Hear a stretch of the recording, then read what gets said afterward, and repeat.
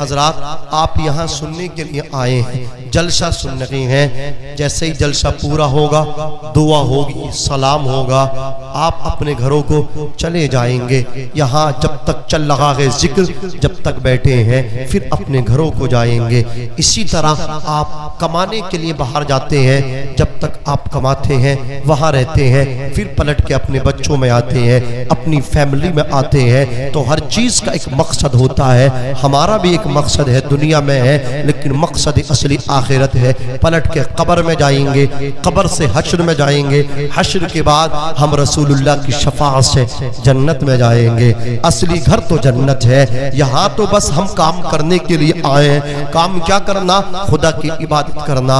लेकिन आज खुदा की इबादत करने मैं आप तैयार नहीं। आज मेरी कौम का जहन ये बन गया, लोग 5-5 घंटे आसमान के नीचे धूप में काम कर लेते हैं, लेकिन 10 मिनट पंखे के नीचे नमाज पढ़ने के लिए तैयार नहीं होते। आप कहेंगे साहब अल्लाह अकबर, अब मतलब क्या है? टाइम नहीं है। टाइम का मतलब नहीं, टाइम तो बहुत है। आप 5 घंटा जब काम कर लेते हैं तो आपका चमड़ा मजबूत हो चुका है, ईमान कमजोर हो चुका है। इस वजह से पंखे के नीचे भी नमाज पढ़ने में तबीयत नहीं लग पा रही है। अल्लाह के रसूल भी अपने मकसद के लिए आए थे। उनका मकसद था खुदा की वहदानियत बंदों तक पहुंचाना। उनका मकसद था खाने काबे से बुतों को दूर करना, अल्लाह के घर को पाक करना। अल्लाह के रसूल आए हैं, एक खुदा की वहदानियत, खुदा की वहदानियत, खुदा की लोगों को दावत दी। अल्लाह अकबर, इस्लाम की दावत पहुंचाई। जब दावत का काम मुकम्मल हो गया, इस्लाम की जड़ें मजबूत हो गई। अल्लाह के रसूल अलैहिस्सलातु वस्सलाम को सफर मुजफ्फर की 22 तारीख को बुखार आया, दर्द सर शुरू हो गया। अल्लाह के रसूल अलैहिस्सलातु वस्सलाम ने बिलाल को हुक्म दिया, बिलाल सहाबा को जमा करो। तमाम सहाबा आ गए। नबी इरशाद फरमाते हैं, सहाबा सुनो सुनो, सहाबा एक अल्लाह का बंदा ऐसा है जिसे अल्लाह ने इख्तियार दिया, खा दुनिया में रहो, खा आखिरत में आ जाओ। तो अल्लाह के उस बंदे ने दुनिया को तर्क किया, आखिरत में जाना पसंद किया। तमाम सहाबा अश अश करने लगे, कितना खुश नसीब है वो बंदा जिसने दुनिया पर आखिरत को तरजीह दी है, दुनिया की जिंदगी को छोड़ा है,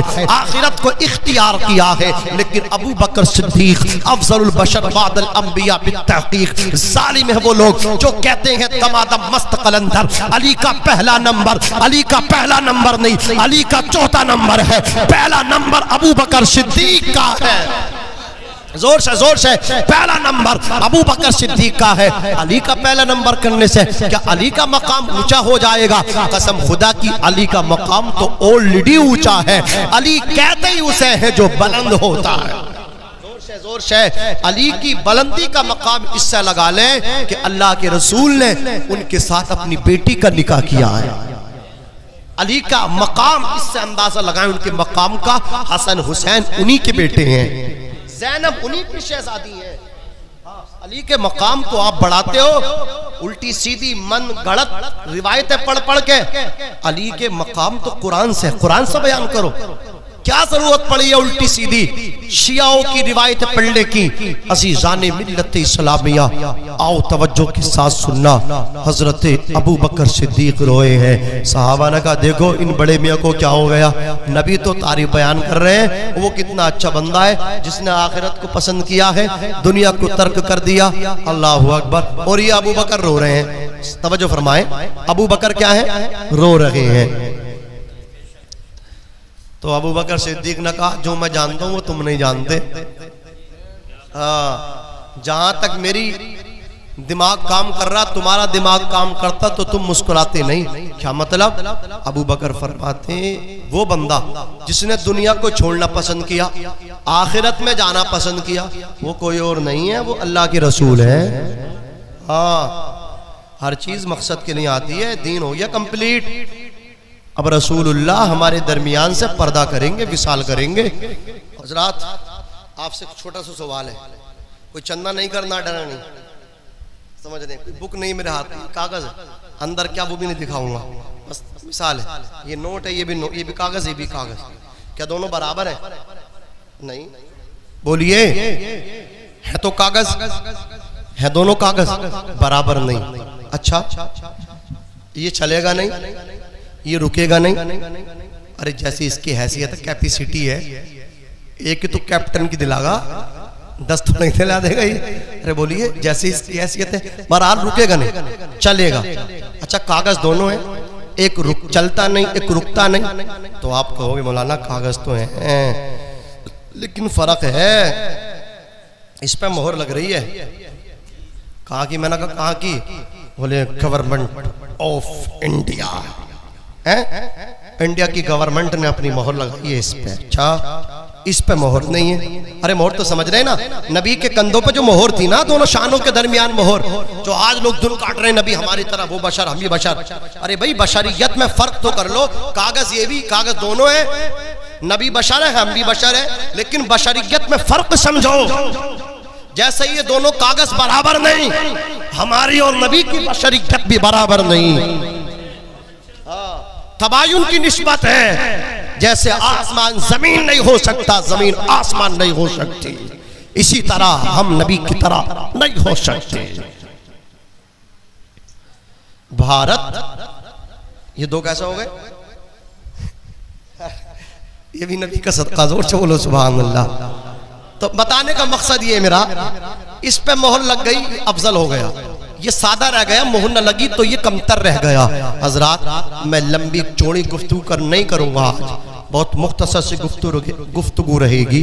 अल्लाह अकबर। एक कागज पे जब भारत गवर्नमेंट की मोहर लग जाए, वो कागज दूसरे कागजों से आला हो जाए, उसका मकाम आला हो जाए। मेरे नबी को अल्लाह ने सादा पैदा न किया था। जब 12 तारीख को आमना रज़ियल्लाहु ताला अन्हा के आंगन में मुस्तफ़ा करीम की विलादत हो रही थी, तो अल्लाह ने उनके दोनों शानों के दरमियान मोहर लगाई थी, अपनी पहचान लगाई थी। खुदा ने अपनी निशानी लगा करके मुस्तफ़ा को मबऊस फरमाया था। जिस तरह से इस कागज को भारत गवर्नमेंट की मोहर ने दूसरे कागजों से आला कर दिया, इसी तरह रब ताला ने मुस्तफा की पुष्ट पे कांधों के दरमियान माबैन मोहर लगा करके तमाम इंसानों से, कायनात से नबी को अफजल व आला बना दिया, बाला बना दिया, सबसे ओला व आला हमारा नबी, सबसे बाला ओ बाला हमारा